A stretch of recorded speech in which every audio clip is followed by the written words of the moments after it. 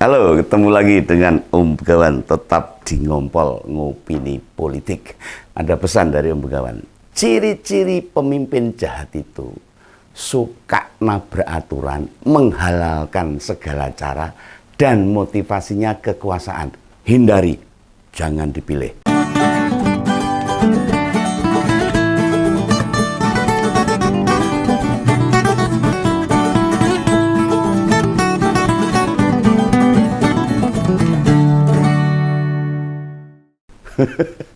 Nah, ini penting dalam kehidupan bernegara.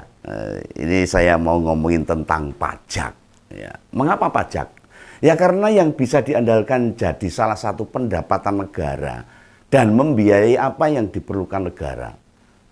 Ya, salah satunya pajak. Belum lama Kamar Dagang dan Industri Indonesia itu kumpul-kumpul para pengusaha-pengusaha, mengundang 3 capres untuk berdiskusi dengan mereka. Ya setidaknya pengen tahu lah apa pandangan para capres soal ekonomi Indonesia di masa mendatang. Kecerdasannya sampai di mana, sampai pengetahuannya sampai di mana. Lah mau bagaimanapun, pengusaha kan butuh tahu, butuh jelas apa yang mau dilakukan penggantinya Pak Jokowi itu. Terutama guna menimbang prospek usaha mereka bakal gimana. Engko nek tiwas tenanan kebijakannya ora cetha malah bangkrut repot. Nah, salah satu yang ditanyakan tentang pajak. Karena gini, tax ratio Indonesia sekarang ini kan stagnan. Ora mlaku gitu, mandegrek gitu. Malah tertinggal dengan negara tetangga, mulai Malaysia, Vietnam, Thailand, bahkan Filipina. Dan tahun lalu itu tax ratio kita itu turun. Iya itu. Dari 10,21% itu sebelumnya itu 10,39. Jadi turun 0,18% itu. Jika Ngompoles pengen tahu apa itu tax ratio atau rasio pajak itu. Rasio pajak itu adalah perbandingan atau presentasi penerimaan pajak terhadap produk domestik bruto. Singkatannya itu PDB, itu nominal suatu negara. Nah, tax ratio itu berfungsi untuk mengukur kinerja penerima pajak suatu negara. Jane piro untuk pajak yang ditompo negara itu. Ia berguna untuk mengukur seberapa mampu pemerintah membiayai keperluan negara dengan sumber dayanya sendiri termasuk pajak gitu loh. Lah berarti bila presentasinya turun, mudun, kemampuan pembiayaan pada keperluan negara itu juga mudun, turun. Lah kok pembangunannya atau programnya tidak berkurang atau masih tetap banyak pembangunan di mana-mana. Itu tandanya pemerintah mengandalkan pinjaman atau hutang luar negeri, utang meneh. Iya no, orang jadi tok bangun terus. Tentu hutang. Lah, tentu terus-terusan mengandalkan hutang juga bukan hal yang bagus, berbahaya. Apalagi bertambah tahun, utang terus menumpuk dan naik. Belum lagi bunga hutangnya loh. Sudah pasti mau bertambah, menggelembung loh. Bila Ngompoles lumayan susah membayangkan. Begini, ibaratnya sebuah rumah tangga. Rumah tangga. Semakin kita bisa membiayai kebutuhan keluarga dari penghasilan sendiri, gaji sendiri, artinya tingkat kemampuan kita bisa dianggap bagus, cukup. Meski ada kalanya kita punya cicilan. Ya tentu cicilan itu untuk membayar kebutuhan yang menyangkut produktivitas. Iya no, cicilan itu dampak dari sebuah hutang. Nah kemarin itu, dari 3 capres, kita coba menganalisa apa yang mereka sampaikan.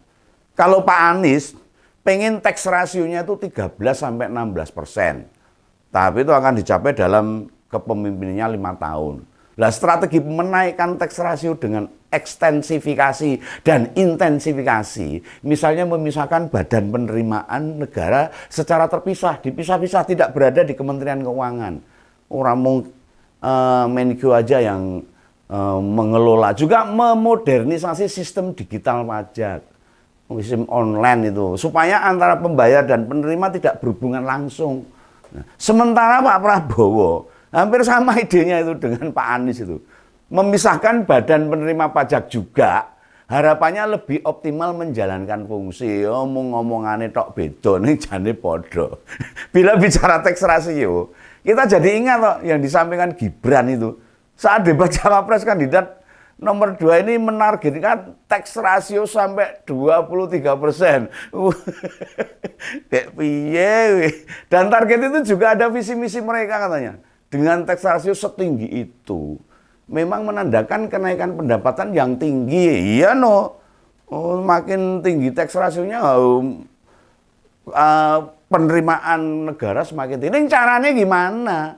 Lah masalahnya adalah apakah target pendapatan dari pajak bisa begitu saja dibebankan ke rakyat? Mesti pajak ini yang harus dibidik sama Presiden nomor 2 ini karena urusan pajak atau pendapatan, ini iklim usaha, tingkat kebutuhan hidup, semua sangat berkaitan. No. Iya no. Rakyat banyak merasa ketakutan kalau sudah berhubungan dengan menaikkan pajak ini. Sekarang di kisaran 10%. Tax ratio Indonesia saja, harga barang-barang terutama beberapa komoditi barang pokok yang kadang tidak rasional naiknya. Misalnya seperti lombok, cabai itu loh, itu harganya sudah di atas 100.000, harus nyambel sangel itu. Atau telur ayam itu harga 27 sampai 28.000 per kilonya itu, beras sudah tembus 15.000 per kilo. Itu semua sudah bikin masyarakat kesusahan. Wes tele-tele kalau bahasa Jawanya itu. Dengan meningkatkan tax ratio, menjadikan harga-harga jadi mahal, semakin meningkat. Iya pendapatan negara meningkat, nih rakyat jadi sekarat. Bagaimana dengan 23%? Oh 10% aja gedelak-delak masyarakat itu. Diundangke dinaikkan 23%, wah gledak. Lah apa gak jadi miskin semua kita ini? Iso horek, iso demo di mana-mana. Orang kayak mereka ya tentu tidak masalah, kayak Gibran, kayak Prabowo yang duitnya berkotak-kotak, berkarung-karung, orang gagas nih. Lah apa kubu Prabowo Gibran nekat genjot pajak buat bayar program makan siang dan susu gratis. Programnya saya ngeracedok itu lah. Timbang programnya tetap jalan. Ya lebih baik tax rasionya yang diturunkan loh ya. Biar masyarakat tidak kacau, tidak susah. Wah gini aja rego-rego sudah nggak karu-karuan. Tapi solusinya paling tepat itu. Yo aja dipilih itu pasangan nomor 2 itu. Karena merepotkan masyarakat. Supaya hidup kita nggak susah. Ya seperti biasa lah Pak Prabowo berjanji meminimalisir kebocoran, ditembeli apa bocornya. Tapi apa ya kita yakin dengan nembeli kebocoran-kebocoran yang semakin banyak ini. Nah selama ini saja kita belum pernah tahu, belum pernah dengar ini. Pak Prabowo membongkar kasus korupsi atau memenjarakan koruptor atau Kemenhan misalnya berhasil membongkar transaksi mencurigakan yang berhubungan dengan di kementeriannya atau di mana. Kapan coba? Orang pernah malah ojo jembo. Lah belum pernah sama sekali ya. Lah memang Pak Prabowo tahu bagaimana cara meminimalisir duit negara. Gak merembes kemana-mana, caranya apa ngerti.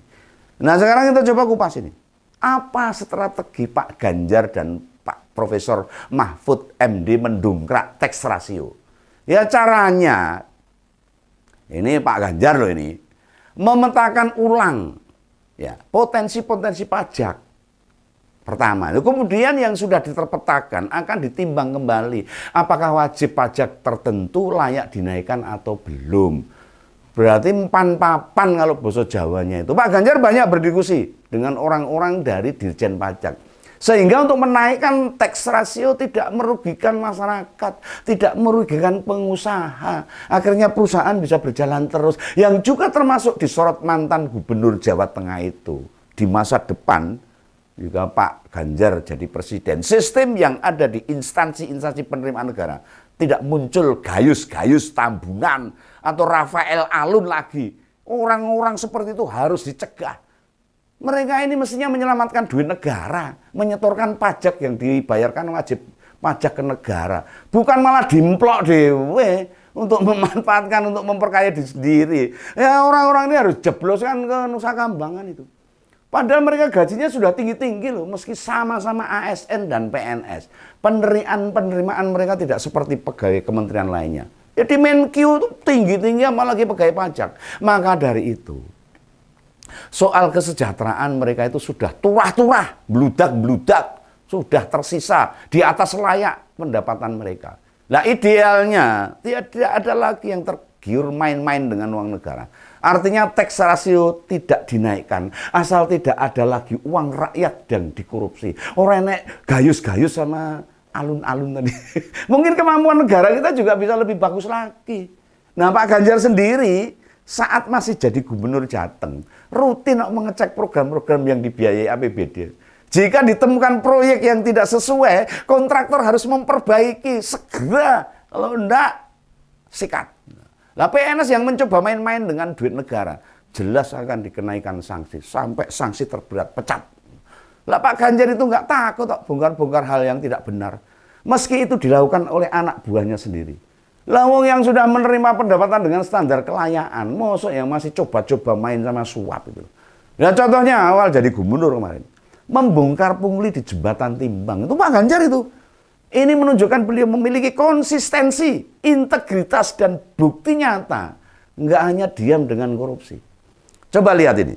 Kapan Pak Anies dan Pak Prabowo membuka korupsi? Ora pernah. Nggak pernah orang tahu. Rekam jejak pemberantasan korupsi tetap penting. Harus penting ini. Apalagi punya cita-cita menaikkan tax ratio pendapatan pajak. Yes toh, percaya aja sama Om Began. Bila belum pernah membongkar atau bicara keras tentang kasus korupsi, jangan berharap bila menemukan kasus-kasusnya. Mereka pasti bingung kok, mesti gimana. Ya kalau Pak Ganjar yo kendel, berani, wani, berani beras-beras tas-tas. Ya silahkan. Masih mau mendukung yang punya konsistensi penegakan hukum, apa yang minggrang-minggring, nggak berani, meleat-pleot, meletra-meletre. Orang nek keberanian belas memberantas korupsi. Ya hanya Pak Ganjar dan Pak Mahfud yang siap untuk memberantas korupsi di Indonesia ini jika terpilih menjadi Presiden Republik Indonesia. Demikian ngompol ngopini politik. Salam kawan, sampai jumpa. Dadah.